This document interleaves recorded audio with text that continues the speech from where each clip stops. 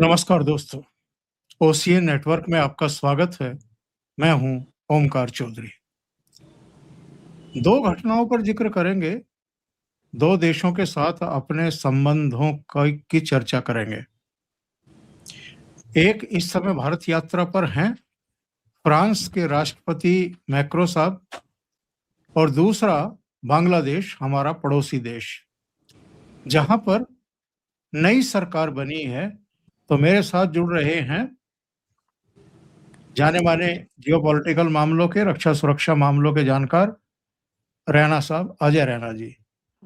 तो कर्नल साहब से जुड़ते हैं और फिर सीधे उन्हीं से जानने की कोशिश करते हैं।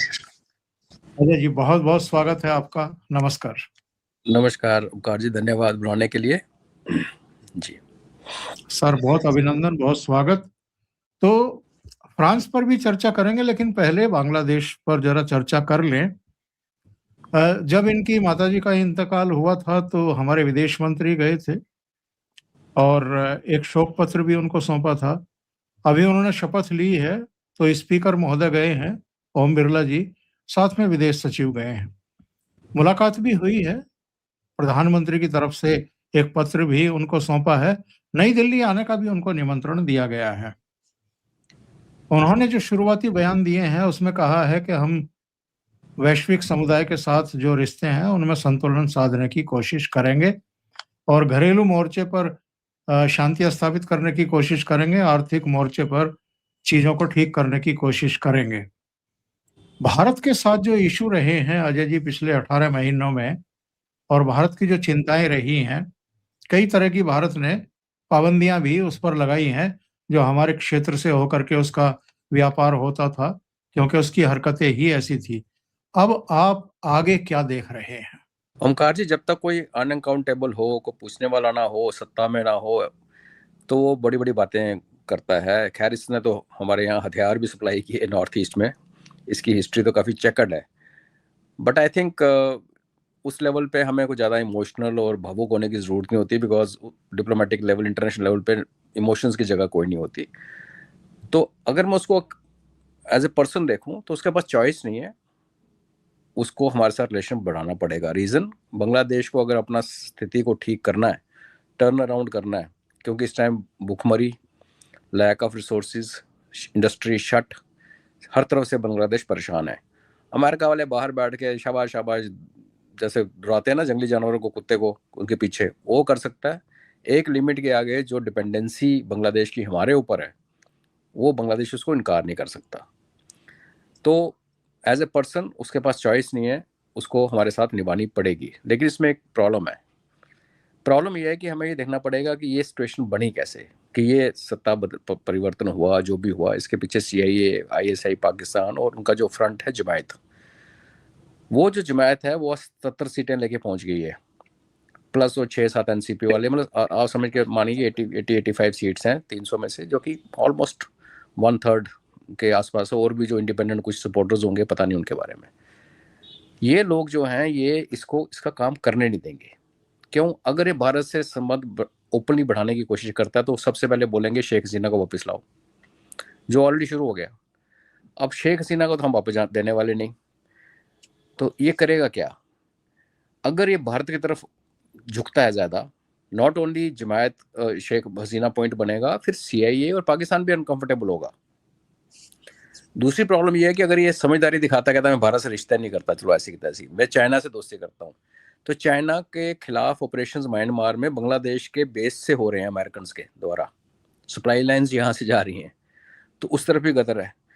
अमेरिका का अपनी प्रॉब्लम यह है कि एक लिमिट के आगे, जैसे मैंने कहा, वो उसके आगे आके बांग्लादेश की सपोर्ट नहीं कर सकता। तो लॉजिकली अगर आप देखें तो बड़ा एक उसको बैलेंस बना के चलना पड़ेगा। अगर ये जमायती ना होते बांग्लादेश के अंदर, उस पर जो प्रेशर ना पड़ता, तो शायद ये बैलेंस कर भी लेता है, जैसे पाकिस्तान करता आया है।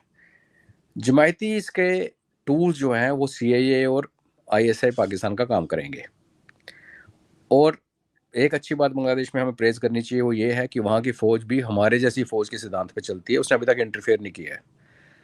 प्रॉब्लम ये है कि वो सब ठीक है, इंटरफेयर नहीं किया, लेकिन उनकी फ़ौज इतनी पावरफुल नहीं है कि वो जमायतीज़ को काउंटर कर सके। या अपने स्ट्रीट पावर द्वारा शुरू कर दी अगर जमायतीज़ ने किसी मुद्दे पे उठा के, तो वही लड़के लड़कियां कॉलेजेस के जिसको जमायतीज के साथ मिलकर जिन्होंने सत्ता चेंज की थी दोबारा गली में आएंगे। तो मेरा ओवरऑल असेसमेंट ये है ओमकार जी कि हालांकि एज ए पड़ोसी मैं चाहता हूँ कि जो भी हो शांत हो जाए, बिकॉज पड़ोस में आग लगी ठीक नहीं होती, और पाकिस्तान का इन्फ्लुएंस वहाँ से ख़त्म हो जाए, क्योंकि हमारी जो उनसे कॉपरेशन है बांग्लादेश के साथ उसमें ये मुद्दे क्लियर होंगे कि तुम पाकिस्तानी को दफ़ा करो यहाँ से। तुमने जो नई ड्रामे शुरू कर रखे हैं, ट्रेनिंग कैंप लगा रखे हैं चिट्टागोंग में, तुमने चाइनीज़ के साथ रखी कराई एयरपोर्ट उधर, तीसरा की तुम एग्रीमेंट करना चाहते हो चाइना के साथ, ये सारी चीज़ें साइड पर रख दो। वो अगर मानने की कोशिश करेगा तो जमायती उसको मानने नहीं देंगे। ये एक इसमें एक वो है कीविट। तो उस लिहाज से देखें तो आने वाले दिनों में बांग्लादेश अनस्टेबल रहेगा। मुझे बांग्लादेश की शांति अभी लौटती हुई नज़र नहीं आती। हो सकता है कि साल 1.5 साल में यहाँ फिर दोबारा सत्ता चेंज हो जाए, बिकॉज रहमान अगर इंडिपेंडेंट चलना चाहेगा तो उसको वर्ल्ड पावर जैसे अमेरिका सबसे ऊपर है उसमें वो चलने नहीं देगी, और अगर ये हमारे साथ कॉपरेट करेगा तो वो पाकिस्तान को पसंद नहीं आएगा, और अगर ये कॉपरेट नहीं करेगा तो बांग्लादेश का टर्न अराउंड नहीं हो सकता। जब टर्न अराउंड नहीं हो सकता, आपकी इकॉनमी नहीं है, आपके पास पैसा नहीं है, आपकी टेक्सटाइल इंडस्ट्री बंद है, अब अमेरिका से यॉन खरीदोगे, यहाँ बना के फिर अमेरिका भेजोगे जो कि 30-40% महंगा पड़ेगा, आप कॉम्पिटिटिव नहीं रहे, तो फिर उसके बाद क्या होगा, फिर आपके घर के अंदर गृह युद्ध टाइप ही होता है, बिकॉज फिर हर बंदा क्या करता है, जिसके जो हाथ लगाया लगा लो। तो मुझे बांग्लादेश एक अनसर्टन फेज में जाते हुए नज़र आ रहा है, क्योंकि अगर मेरी जो समझ ये कहती है कि अगर इनका जो सीएए का या डीप स्टेट का प्लान ये था कि यहाँ पे एक हंग असेंबली पार्लियामेंट बनती, कुछ बीएनपी लेती, कुछ जमायत लेती, कुछ एनसीपी लेती, और उस शमौजल में उनका जो मेन बंदा है जिसका नाम मोहम्मद यूनुस है उसको ये प्रेसिडेंट बना देते।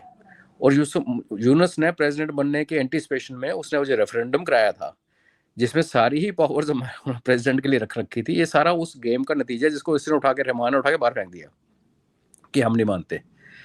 तो अगर ये हम नहीं मानते वाला जो पहला स्टेप जो उसने लिया है, वो अगर आप बिल्कुल निष्पक्ष होकर देखें तो वो स्टेप है डीप स्टेट के खिलाफ, कि हम इस रेफरेंडम को नहीं मानते, हम तुम्हारे बंदे को प्रेसिडेंट नहीं मानते।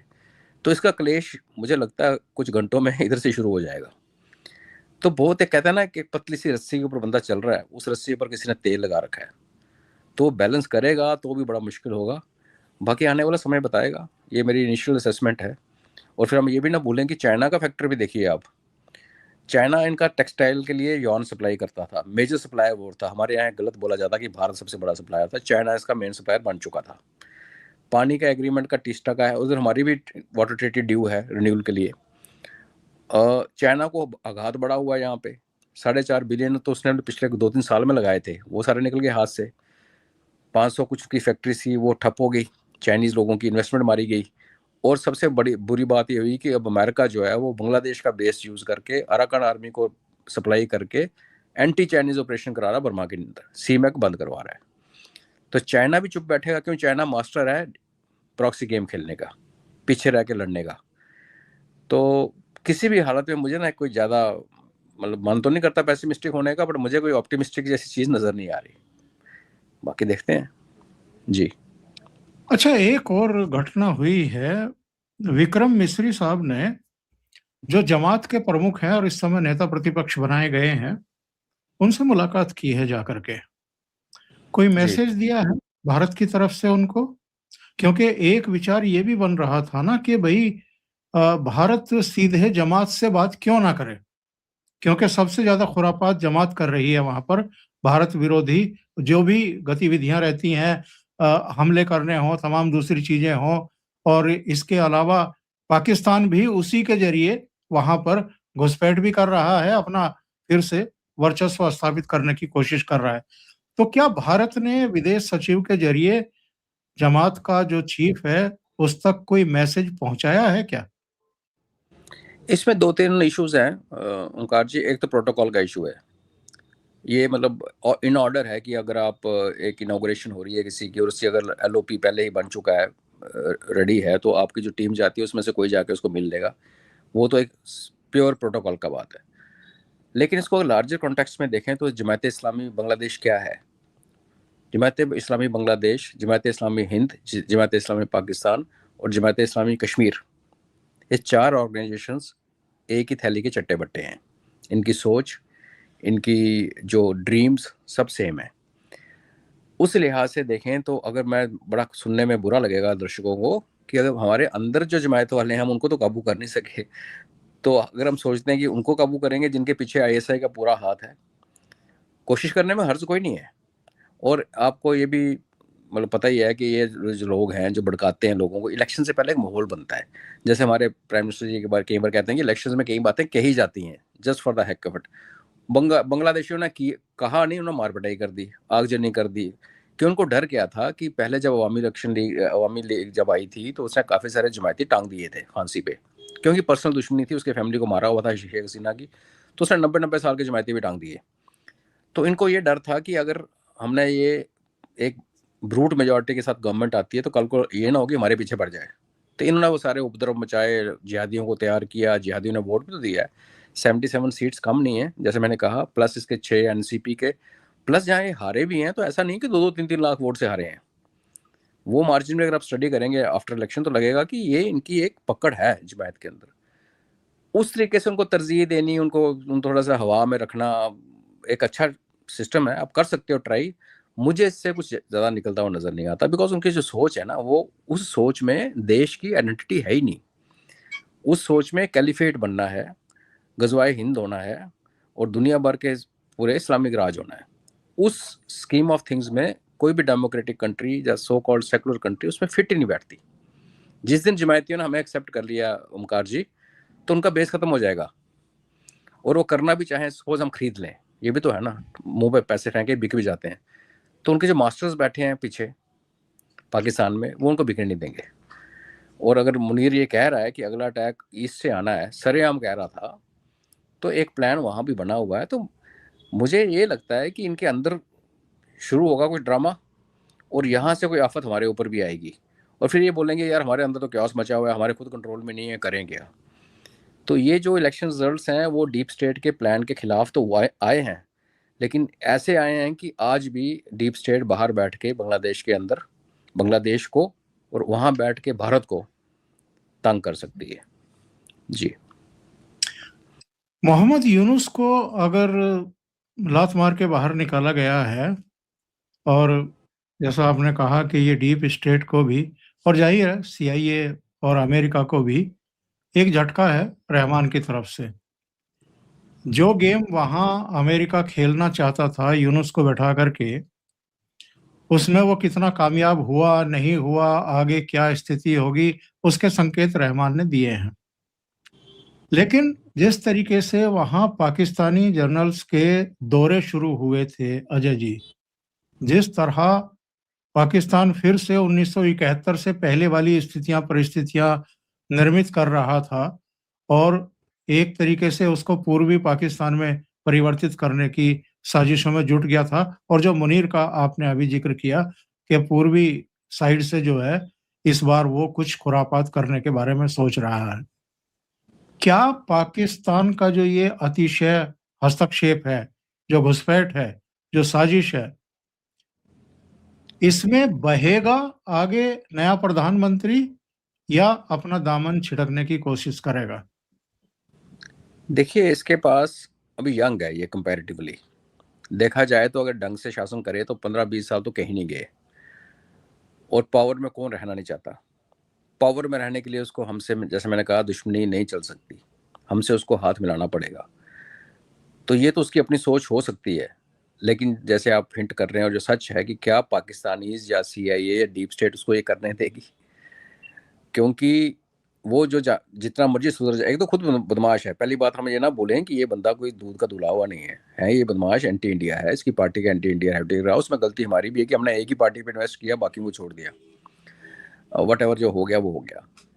तो ये सुधारने की कोशिश करेगा भी तो इसको चलने नहीं दिया जाएगा। वही मैं कह रहा हूँ, जिस दिन इसने थोड़ी दिमाग से काम लगाया, बांग्लादेश के बारे में सोचा, तो जो गुर्गे इसके अंदर बैठे हुए और जिनकी तारें जुड़ी हुई हैं बाहर वालों के साथ, वो इसको चलने नहीं देंगे।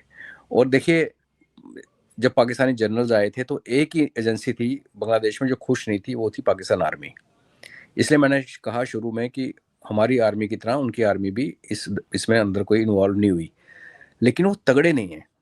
अगर इसके पास तगड़ी फौज होती और अपने जमातियों को काबू कर लेता और पाकिस्तान को बोलता तुम जाओ जहाँ जाना है, मैं तो बाहर से कर रहा हूँ, तो हो सकता, क्योंकि आप डिफेंड कैसे करोगे? आपके पास इकोनॉमिक्स तो है ही नहीं, पैसा आपके पास है नहीं, इकोनॉमी टूटी हुई है, आपको बाहर से पैसे लेने हैं, चाहे चाइना से लें चाहे अमेरिका से लें। अंदर आपके पास जब स्ट्रीट पावर का जवाब देने के लिए आपके पास फौज ही नहीं है, पर्याप्त ही नहीं है, और जो आपकी पुलिस है वो टोटली डिफंक्ट है।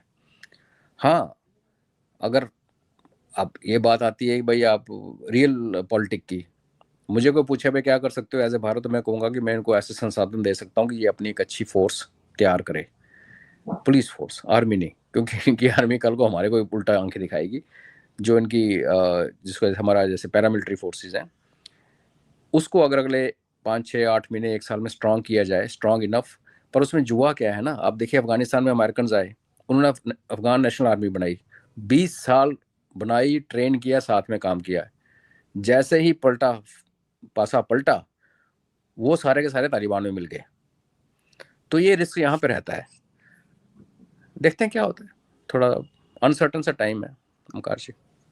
शायद अगले 6-8 महीने में कोई दिशा और कोई इनकी पोजीशन देखने को मिल जाएगी कि ये करना क्या जी चाहते हैं। जी और अगर अगर आसिम मुनीर ने जो वो चाह रहा है उसको अमल में लाने की कोशिश की पूर्वी क्षेत्र से, तो क्या वो सिचुएशन आएगी कि पाकिस्तान तो पिटेगा ही, साथ में बांग्लादेश भी पिटेगा और ये चिकन नेक का जो अधूरा एक काम है ये भी पूरा होगा? पिटाई अगर ऐसा होता तो पिटाई निश्चित है, पर मैं ना चिकन नेक का एक्चुअली थोड़ा सा मैं हमेशा अलग व्यू रखा है मैंने। अभी हमारी सरकार ने कह दिया कि हम वहाँ से अंडरग्राउंड हाईवे और अंडरग्राउंड रेलवे लेके जा रहे हैं, जो कि एक बहुत बड़ी वल्नरेबिलिटी को एड्रेस कर लेगा। वहाँ जो हमारा पार्ट है, जो कॉरिडोर है, उसके अंदर डेमोग्राफी चेंज बहुत ज़्यादा हुआ है। और मैं 2 साल से बहुत बार अभी तो बोलते नहीं हूँ, मैंने बोला था कि नॉर्थ बंगाल को बंगाल से अलग कर दो, वेस्ट बंगाल के 2 टुकड़े करो, जैसे यहाँ मैं कहता हूँ कश्मीर और जम्मू अलग कर दो। ये नेशनल रिक्वायरमेंट्स हैं, लोग समझे ना समझें, जो मर्जी जिस मर्जी एंगल पे ले जाएं, आपको बंगाल से नॉर्थ बंगाल को अलग करना पड़ेगा, और वहाँ पे आपको कुछ ऐसे मेजर्स करने पड़ेंगे कि वहाँ पॉपुलेशन आपके काबू में रहे। अगर हम सिर्फ ये बोलने के लिए कि हमें जो 22 किलोमीटर को अपने 60 किलोमीटर या 100 किलोमीटर करना है, अगर हम उसकी धरती ले लेते हैं ओमकार जी, तो वो जो लोकल पॉपुलेशन है, क्योंकि बांग्लादेश बहुत डेंसली पॉपुलेटेड देश है, लद्दाख की तरह नहीं है, राजस्थान की तरह भी नहीं है, मतलब वहां पे कहते हैं ना पत्थर फेंको तो 4 बंदों को लगता है, इतनी डेंसिटी है।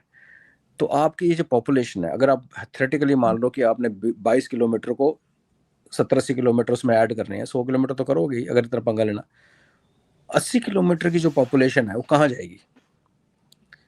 और एक उसका रिप्रिकॉशन आएगा जो वहाँ पे हिंदू रहते हैं, कि बांग्लादेश को जब भारत से कोई पंगा लेना होता है, औकात नहीं है तो अपने हिंदुओं को मारना शुरू कर देते हैं। तो उस पॉपुलेशन का हम क्या करेंगे? क्यों मैं ऐसे कह रहा हूँ कि एक तो आपने जो अंडरग्राउंड वाला प्रोग्राम बनाया, बहुत अच्छा फैसला, बड़े दूर की किसी ने सोची। दूसरा ये कि जिस दिन हमें अगर जरूरत पड़ गई, उस कॉरिडोर की जरूरत हमें क्या है, उसकी भी बात कर लेते हैं।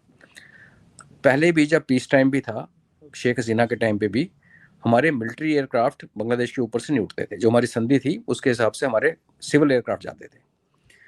हमें यह खतरा था कि किसी टाइम पे चीन नेपाल में घुस गया, अगर नेपाल से होकर उस कॉरिडोर को तंग करेगा, तो कल को अगर चाइना के साथ हमारा प्रॉब्लम होगा, कॉरिडोर की जो अहमियत है ना वो चाइना के खिलाफ है, बांग्लादेश उसमें कोई गेम नहीं है। हमारी फोर्सेस अगर ईस्ट की तरफ जा रही हैं, उनको डिसरप्ट करने के लिए चाइना इस कॉरिडोर को काट सकता है या तंग कर सकता है, इंटरडिक्ट कर सकता है गोले मार के, जैसे कारगिल में उन्होंने हाईवे को किया था, वो एक पॉसिबिलिटी थी। अगर उस पॉसिबिलिटी से कल को ऐसी सिचुएशन बनती है, तो हमें कौन सी, बांग्लादेश में ऐसी कौन सी ताकत है जो हमें रोकेगी? अगर हम थोड़ा साउथ होके चिकन नेक के 60 किलोमीटर नीचे से अपनी फौज को भेजते हैं, अगर ऐसी विपदा आन पड़ी, तो इतने मसले हमारे पास हैं और ऐसे साधन भी हैं कि हम टेम्पररी ब्रिजिंग करके हम अपने उसका। दूसरा, चाइना के साथ फिलहाल हमारे रिलेशन ठीक है, फिलहाल चाइना की ग्रिप से नेपाल निकल चुका है, प्लस हमारी एयर लिफ्ट कैपेबिलिटी बढ़ चुकी है। लद्दाख में अपने गलवान में जब देखा, जब गलवान हुआ तो टैंक्स को हमने बाई एयर मूव किया, और 47 में जब टैंक्स को जिला चुड़ाना था तो टैंक्स को तोड़ के, टुकड़े करके, आगे करके, पीछे करके, क्रेन लगा लगा के खींच खींच के चढ़ाए थे। तो चीज़ें बदली हैं। पहली बात तो यह है कि हमारी ईस्टर्न कमांड जो है, जिसको कलकत्ता में हेडक्वार्टर है और उसके आगे जो पूरा कोर हेडक्वार्टर्स हैं आगे 3-4, उनको इमीडिएटली किसी रीइंफोर्समेंट की ज़रूरत नहीं है। कल को कुछ हो जाता है चाइना के साथ, तो वो अपने आप में एक कोर, जिसको कहते हैं ना, उसके पास लड़ाई लड़ने का सब कुछ होता है, सब कुछ, उसको पीछे देखने की जरूरत नहीं होती जब तक कि सिचुएशन खराब ना हो जाए। तो पहले तो आप ये मान के चलिए कि कुछ दिन तो वो अपने आप में सफिशिएंट है। जो सप्लाई है वो हमारे पास कैपेसिटी है कि हम बाई एयर कर सकते हैं, हमारे पास कैपेबिलिटी है कि आप अपने युद्ध पोतों को बांग्लादेश की खाड़ी में खड़ा करके और वहाँ से हमारे जो जहाज हैं वहाँ से टेक ऑफ करके चाइना को ठोक के वापस आ सकते हैं। तो जो चिकन नेक की रेलेवेंस है ना वो बदली भी है। हम थोड़ा सा पुरानी बातों में चले जाते हैं, फिर नाम बड़ा अच्छा लगता है चिकन नेक, सीधा करो, अच्छा ठीक है करो, बट ऐसा नहीं है कि अगर नहीं होगा तो हम मारे जाएंगे, ऐसा कुछ नहीं, वो ऐसा कुछ नहीं है। और बांग्लादेश की तरफ से चिकन नेक के ऊपर हमें कोई आज की डेट में खतरा नहीं। हाँ, अगर उनका वो बन जाता, चाइनीज आके एयरबेस बना लेते चिकन नेक के ईस्ट में, तो फिर हमें खतरा था कि हाँ भाई कल को जब हमारा चाइना के साथ पंगा पड़ेगा तो यहाँ से इलेक्ट्रॉनिक वॉरफेयर और कुछ ना कुछ करके हमें तंग करेंगे, जैमिंग करेंगे या जासूसी करेंगे। तो जो प्लान इन्होंने बनाया मैं तो उसको बड़ा अच्छा मानता हूँ, जो अंडरग्राउंड वाला प्लान बना लिया, और जिस दिन अगर जरूरत पड़ गई तो हम बांग्लादेश के अंदर से भी निकल जाएंगे। हम लड़ाई बिल्कुल। देख रहे हैं चाइना के साथ। जी नहीं, ये इसलिए भी चिकन नेक का जिक्र आ जाता है क्योंकि ये अपने विदाई भाषण में भी सेवन सिस्टर्स का जिक्र करना नहीं भूला। शातिर दिमाग का आदमी, इसने भारत का नाम नहीं लिया, इसने नेपाल का, भूटान का, समुद्र का और सेवन सिस्टर्स का जिक्र किया। तो ये खुरापाती आदमी, चलो इसका इसके शासन का अंत हुआ जैसे भी हुआ, लेकिन इसने एक तनाव तो पैदा किया ही। मैं आपको छोटी सी कहानी सुनाता हूँ। एक गांव में एक बंदा था, वो चोर बना।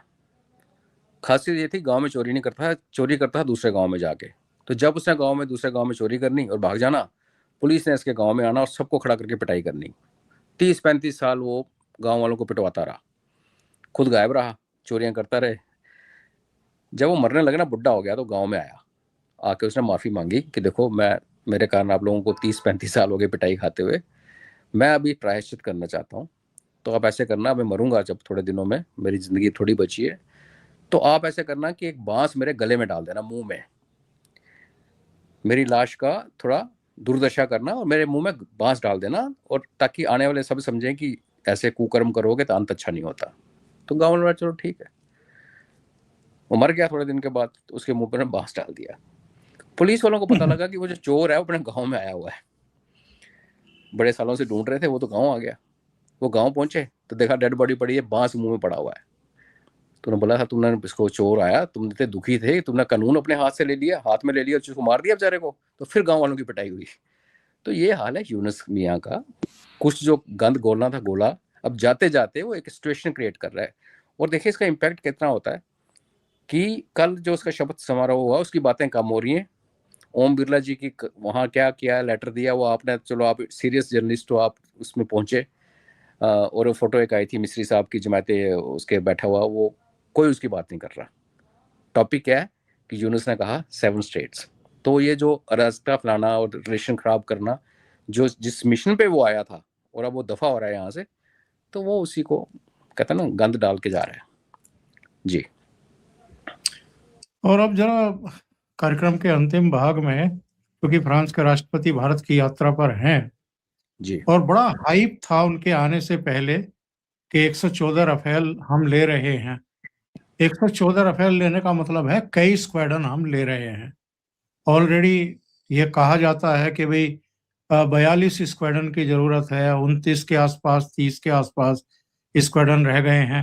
हालांकि ये भी एक धारणा ही है एक तरीके से, क्योंकि ठीक है, जिस तरह के विमान पहले हुआ करते थे वैसे विमान अब हमारे पास ना होकर के अत्याधुनिक विमान है, फोर्थ और फिफ्थ जनरेशन के विमान अब हम ले रहे हैं। तो कितने स्क्वाड्रन की जरूरत है वो तो एक बहस का विषय है, लेकिन 114 राफेल, इसके अलावा एक ऐसा हेलीकॉप्टर दोनों देश मिलकर के विकसित कर रहे हैं जिसके बारे में बताया गया कि वो माउंट एवरेस्ट की चोटी तक जो है उड़ सकता है ऊंचाई में। हालांकि सिंगल इंजन ये हेलीकॉप्टर है और कुछ पनडुब्बी और कुछ रडार, कुछ दूसरी चीजें भी।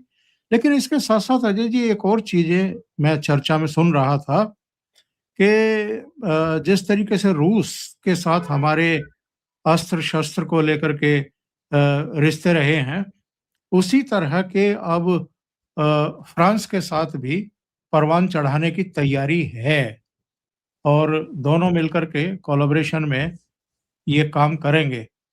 क्या कोई भी देश, फ्रांस हो या कोई अमेरिका हो या जो भी है, वो रूस का स्थान ले सकते हैं क्या? ये सवाल वैसे देखा जाए तो सीधा जवाब ये आता है कि रशिया हमारा बड़ा पुराना मित्र है, साथ खड़ा रहा है। तो 62 में थोड़ा सा डिबेट है कि रशिया हमारे साथ खड़ा था नहीं था। इतना जरूर है कि 62 में भी चाइना को उसने मना किया था कि भारत के साथ पंगा मत ले, और उस चक्कर में चाइना और रशिया का आपस में विवाद हो गया था। अब अगर हम इस पैरामीटर को देख के चलें कि कौन हमारे साथ खड़ा रहा, कब तक खड़ा रहा, किस हालात में खड़ा रहा, तो फिर फ्रांस का भी एक वहाँ रिलायबिलिटी दिखती है। सबसे पहले ये देखिए कि जब 47 में आज़ाद हुए तो फ्रांस ने हमारे साथ डिप्लोमेटिक रिलेशन बनाए। उस टाइम जो पौंडीचेरी थी, जिसको हम पुडुचेरी कहते हैं, और ये कनकल, माहे और यनन, ये 4 कॉलोनीज थी फ्रेंच भारत के अंदर। और इसको अगर कंपेयर करें गोवा में क्या हुआ पुर्तगीज के साथ हमें मिलिट्री एक्शन लेना पड़ा, जिसको पुलिस एक्शन बोलते हैं। और यहाँ पे फ्रांस ने क्या किया, बिल्कुल पीसफुली बिना झगड़े के वो चारों जो टुकड़े थे हमें दे दिए। ये एक बहुत अच्छा एक स्टार्टिंग थी हमारे रिलेशन की, जो शायद हमारी हिस्ट्री की किताबों में नहीं है और लोग नहीं समझते हैं। 47-48 में इंटरनेशनल रिलेशन की बात करते हैं तो एक अभी जो निकल के लोगों को आया कि चाइना के बदले में हमें ऑफर किया गया था इनफॉर्मली, यूएन में बनो हमने। तो दूसरी कहानी ये भी है कि फ्रांस एक ही देश था जो यहाँ से, जिसने अपनी कॉलोनीज हमें हैंड ओवर की पीसफुली, जैसे सिंगापुर, जैसे हांगकांग का हुआ बाद में, उस टाइप से, पहली बात। और उसका रीज़न ये है कि विश्व युद्ध 1 और विश्व युद्ध 2 में हमारे 1.5 लाख सैनिक फ्रांस को बचाते हुए लड़े, उसमें से 10,000 तो वहीं बेचारे दफन हो गए। तो फ्रांस की हिस्ट्री में, जैसे पोलैंड की हिस्ट्री में गुजरातियों के लिए बहुत एक ऊंचा मुकाम है, उनकी स्ट्रीट्स के नाम हमारे यहाँ के महाराजा के नाम पे हैं, तो उसी तरीके से फ्रेंच अगेन सिविलाइजेशन है ना, पुरानी है, उनको पता है कि उनके साथ ठीक है वो हम we were part of British army, but the fact remains जब एक देश के अंदर 1.5 लाख फौज आ जाए दो भागों में, 2 युद्धों में, तो दिखता है, इम्पैक्ट दिखता है। एक बड़ा फेमस फोटोग्राफ भी देखा होगा, हमारे सिख ट्रूप्स मार्च कर रहे हैं और एक लड़की गुलाब दे रही है, पेरिस का फोटो है, World War II का। तो वहां से शुरू हुआ। 47 में बहुत अच्छा हुआ।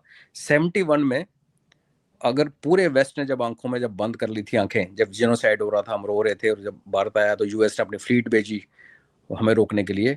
उस टाइम 71 की वॉर के बाद फ्रांस पहला देश था जिसने कहा था कि भारत एक इमर्जिंग रीजनल पावर है। ये वर्ड जो है ये फ्रेंच गवर्नमेंट के थे, उन्होंने रिकॉग्नाइज किया था। 74 में जब हमने अपना न्यूक्लियर धमाका किया, पहला टेस्ट किया स्माइलिंग बुद्धा, तो पूरी दुनिया ने बमें चढ़ा ली, रोने लगे, नाचने लगे। तो उस टाइम हमें उन्होंने बोला कि एक थर्ड वर्ल्ड कंट्री होके एक रिस्पॉन्सिबल नेशन है और इन्होंने न्यूक्लियर टेस्ट किया है, ये बहुत बड़ी अचीवमेंट है। ये फ्रेंच गवर्नमेंट का ऑफिशियल स्टेटमेंट था। और उसके बाद सिर्फ स्टेटमेंट नहीं हुआ, हमारे ऊपर जब सैंक्शन लगे तो यूरेनियम जो है हमारा आया वो फ्रांस से आया 74 के न्यूक्लियर टेस्ट के बाद। उसके बाद आप देखें हमारा डिफेंस के साथ इनका मिराज 80s में आए और आज तक उड़ रहे हैं।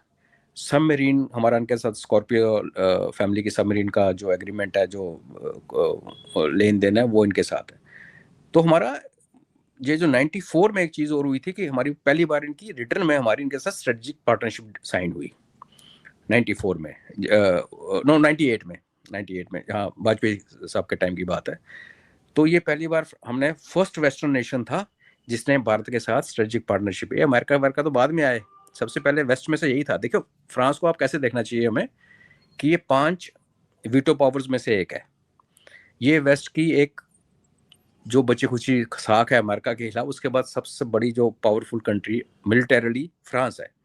यूके का तो आपको पता है 70-80 टैंक बचे हैं, कुछ बोलता 40 टैंक बचे, वो तो खत्म हो गया। तो इन्होंने स्ट्रेटजिक पार्टनरशिप वेस्ट की सबसे पहले हुई।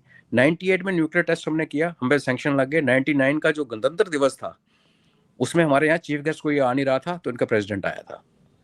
तो फ्रांस ने हमारे साथ खड़े होकर बहुत बार इसने हमें यूएन सिक्योरिटी काउंसिल में हमारे फेवर में इसने वीटो भी किया है और सपोर्ट भी किया है।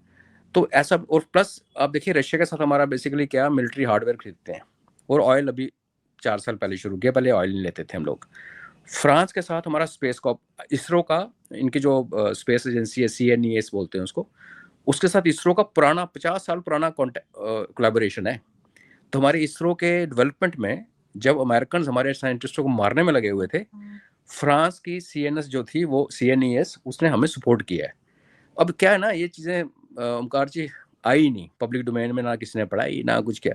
2008 में जब ये NSG वेवर का पंगा चल रहा था कि हमें न्यूक्लियर सप्लाई ग्रुप ने ब्लैक लिस्ट कर रहा था, फ्रांस पहली कंट्री थी जिसने कहा था मैं साइन करूंगा सिविल न्यूक्लियर डील और मैं आपको दूंगा यूरेनियम। तो सेक्रीफाइस की मैं बात कर चुका हूँ। तो हमारी एक हिस्ट्री है। और आप ये भी देखिए ना कि कहते हैं ना कि दुश्मन के इलाके में या आपके जो जिन चीज़ों से आपके पंगे होते हैं, उस इलाके में अगर अपना बंदा हो तो वो बड़ा हेल्प करता है। रशिया और फ्रांस में क्या फ़र्क है? रशिया, मैं कोई रशिया के खिलाफ तो बोल नहीं रहा, रशिया तो है ही है। रशिया को अमेरिका अपना दुश्मन समझता है, लेकिन फ्रांस को अमेरिका अपना दोस्त समझता है, वो नेटो का मेंबर है। तो नेटो के खेमे में हमारी सपोर्ट में बोलने वाला एक ही कंट्री है, वो है फ्रांस। बदतमीजी करने के लिए एक और कंट्री है नेटो में, उसका नाम है टर्की। वो अलग बात है। तो जब हमारी इनके साथ डील हो रही है, और देखिए जब आके उन्होंने 26/11 के मेमोरियल पे जाके सिर झुकाया, इसको आप नोटिस कीजिए कितनी इंपॉर्टेंट चीज़ है। क्यों? पहले भी प्रेसिडेंट आए, हम भी जाते हैं, हम भी हथियार लेते हैं, हम तो लेते रहते, पहले तो सारा ही बाहर से लेते थे, वो सब होता रहा, बिजनेस एज यूजुअल था। लेकिन बहुत सारे देशों ने वो लाइन हमारे जॉइंट स्टेटमेंट में लिखने से मना किया जिसमें हम हमेशा लिखते थे क्रॉस बॉर्डर टेररिज्म। बहुत सारे चीफ गेस्ट यहाँ आए इंक्लूडिंग चाइना, जब जॉइंट स्टेटमेंट बना तो बोला नहीं ये वर्ड मत लिखो, बिकॉज वो वर्ड का निशाना होता था पाकिस्तान। बिल्कुल 26/11 के मेमोरियल पे जाके जब वो सिर झुका रहा है, इसका मतलब वो रिकॉग्नाइज करता है कि 26/11 किसने करवाया था। इसमें तो कोई शक ही नहीं है ना, सबको पता, दुनिया को पता है, अमेरिकन भी मारे गए उसमें, यहूदी भी मारे गए। तो हमें इस परिप्रेक्ष्य में देखना चाहिए। हालांकि उनका भी अपना बुरा हाल है, डेमोग्राफी उनकी पूरी बदल चुकी है, और मैक्रोन साहब भी कब निकल जाएंगे पता नहीं, बट आई वुड से कि बिना, और फ्रांस का एक फायदा और है, हालांकि फ्रांस रशिया के खिलाफ बातें करता है EU के अंदर, बट हम अमेरिका से कुछ लेते हैं या रशिया से कुछ लेते हैं, वो बाइनरी बन जाती है, ब्लैक एंड व्हाइट हो जाता है कि रशिया से ले लो या हमसे ले लो, हमसे ले लो। फ्रांस उस पंगे नहीं पड़ता। फ्रांस से हम कुछ लेते हैं तो ना रशिया नाराज होता है, हमने पहले भी लिया है, और ना अमेरिका कोई फर्क पड़ता है। तो इस हिसाब से देखा जाए तो हम Su-57, जैसे आपने कहा, रोल बदल चुके हैं। 42 स्क्वाड्रन किसी टाइम की रिक्वायरमेंट थी, जहाज़ों का रेंज कम होता था, एक जगह जो जगह जहाज होता था वो अपने सेक्टर में उड़ता था, आजकल ये कहाँ के कहाँ पहुंच जाते हैं। आपको एग्जांपल देता हूँ कि जिस जहाज ने, राफेल ने जब स्ट्राइक किया था भावलपुर पे, तो वो मिसाइल फायर करने के बाद उसको वहाँ खड़े होने की जरूरत नहीं थी, बिकॉज वो अपने आप एक्यूरेसी पे जाती है, अपने नेविगेशन पे। तो वो अटैक करने के बाद राफेल जो मल्टी रोल है, तो उसके बाद वो एयर डिफेंस रोल में आ गया, जो एयरफोर्स का एक बहुत बड़ा एयर डिफेंस रोल भी बहुत इंपॉर्टेंट होता है। तो एक ही जहाज 2 रोल कर रहा है। Su-57 वो बेसिकली एयर डिफेंस जहाज है। तो ये जो आप कह रहे हैं, तो मैं, जो लोग कहते हैं इंपोर्ट कर लिया, ये कर लिया, हमें समझना चाहिए हमारे पहले ही शॉर्टेज है।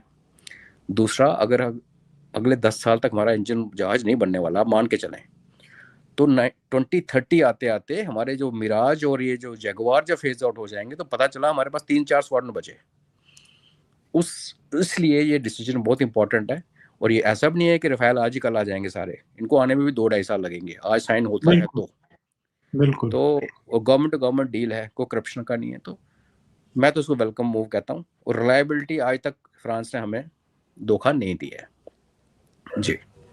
इसके अलावा मैक्रो साहब ने मरीन ड्राइव पर जॉगिंग करके पूरी दुनिया को ये भी मैसेज दिया है कि भूल जाओ अब 2008 को।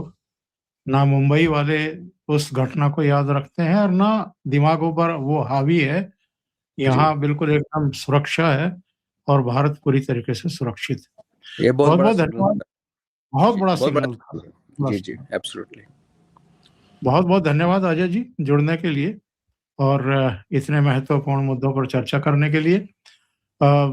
दर्शकों से निवेदन है कि अगर आपको ये चर्चा अच्छी लगी है तो लाइक का बटन दबा दें, इस वीडियो को शेयर करें, चैनल अभी तक सब्सक्राइब नहीं किया है तो कर लें, और अजय जी का एक चैनल है त्रिनेत्र, उसको भी आप सब्सक्राइब करें और सहयोग करें। बहुत बहुत धन्यवाद Ajay ji, thank you so much. Thank you, नमस्कार, जय हिंद जी। जय हिंद।